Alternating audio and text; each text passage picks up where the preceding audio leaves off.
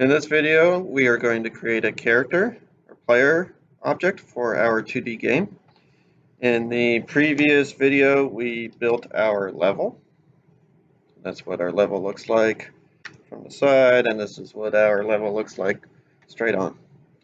So to create our player, I'm going to add a mesh cube.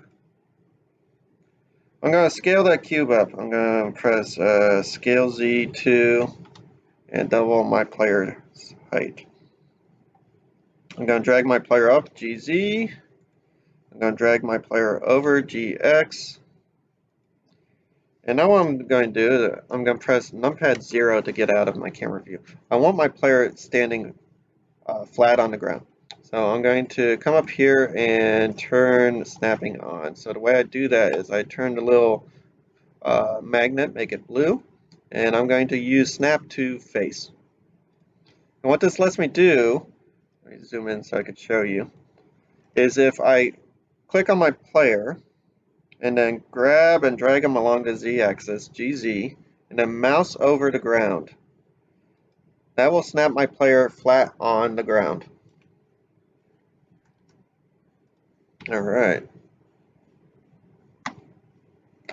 I'm going to give my player a material. I'm going to create a new material slot. I'm going to create a new material player. I did this in previously already. But what that would look like if I deleted this is I would create a new player property. I'm going to call it player because we're going to use that for collisions. I'm going to give it a color. Maybe go with dark blue this time around. Hello, good morning, staff. It's your partner's interruption. Mr. Vegas speaking. I apologize for interrupting class, however. Just want to make sure everyone knows.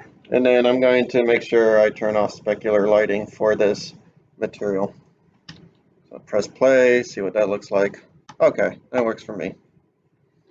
I'm going to give my player object some physics. So I'm going to select my player object and go over to physics properties. I'm going to use character physics. This allows me to control the jump force and the fall speed and the step height very easily from this panel. I'm going to turn on collision bounds. And now let's add some logic to our player. So in order to add logic to our player, we're going to drag this view pane up from the bottom.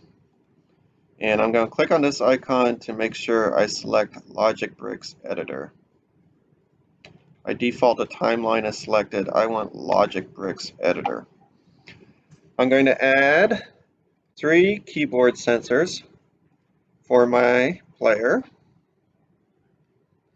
I'm going to use A and D to move my player left and right, forward and backwards.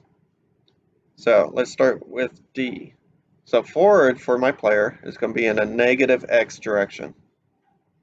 So I'm going to name my keyboard object D. It's important to put these names in here, otherwise it's going to become very difficult to create and manage your logic.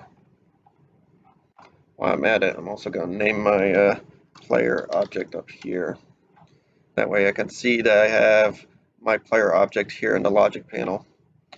Now I'm going to add a motion actuator for my player. So I'm going to put negative 0.3 in the X location to move my player forward. I'm going to create an AND controller and then link these up.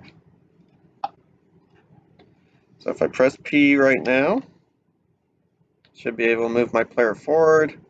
Oh, he's climbing the wall. Alright, so we need to make an adjustment to our player. So I'm going to select my player, and back under the physics properties, I'm going to change my step height to 0, because I don't want him climbing the wall like that. Alright. My next key is going to be A for backwards. So I'm going to name it A, and press the A key. I'm going to name this motion forward 2. And then I'm going to add another motion actuator call this backwards. So if negative 0.3 is forwards, then positive 0.3 in the x direction is going to be backwards. Add an AND controller and link those together. The final motion I'm going to do is jumping. I'm going to use the space bar for that. I'm going to call this keyboard space. I'm going to press the space key, and I'm going to add a motion here. And the great thing about character motion is I can change the motion type to character motion, and that allows me to select jump to make the character jump. Add a controller here, link these together, and let's test this out. So if I press play and jump, there's a few things I need to adjust here. Hey, I don't know if I like how high that guy jumps. I might adjust that a little bit. I'm going to come back to the physics properties and change the jump force to maybe 15. You may have noticed when I walked off the edge there, I was able to jump in midair. That's because Blender will keep track of how many jumps an object has remaining. So if the object does not use any jumps when the object walks off the edge, the object still has a jump left over. But I don't want my player to be able to jump midair like that. So we're going to add our first complex logic here. I'm going to add a collision sensor and name it ground. And I'm going to set up a collision sensor so that the player is only allowed to jump when the player is touching the ground. So I'm going to click this MP toggle here, which will allow me to select a material. And I'm going to select ground. I'm going to say if the user presses the spacebar and the player object is touching the ground, then we're allowed to jump. Let me change this name to jump. So press P. I can jump when I'm on the ground. I can't jump midair anymore. But that should be enough to clear the gap. Just barely. Yes. Like it. All right. The last thing I'm going to do is link my camera up to my player.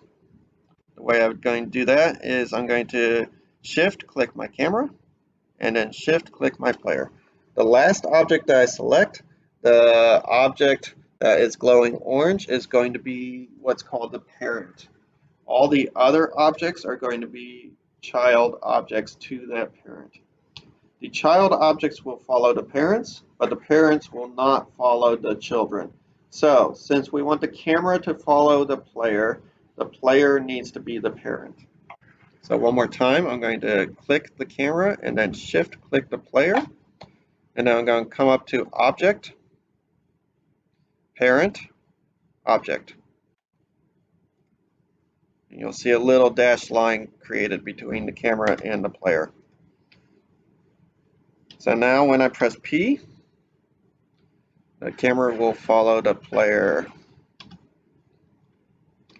There's some adjustments we can make to this relationship. If I click Expand Player and click on the camera and go to Object Properties, the orange box, I can go down under Relations, and I can actually turn on Slow Parent and give this a value 50. And what this will do is it'll make the camera follow the player a little bit slowly. It'll lag behind a little bit.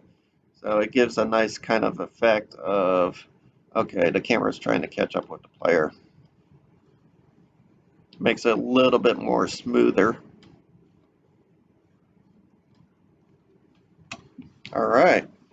And that's it for this video. We created a player with some basic logic down here, and then we linked the camera up to the player using a relationship. Thanks for watching, and happy blending.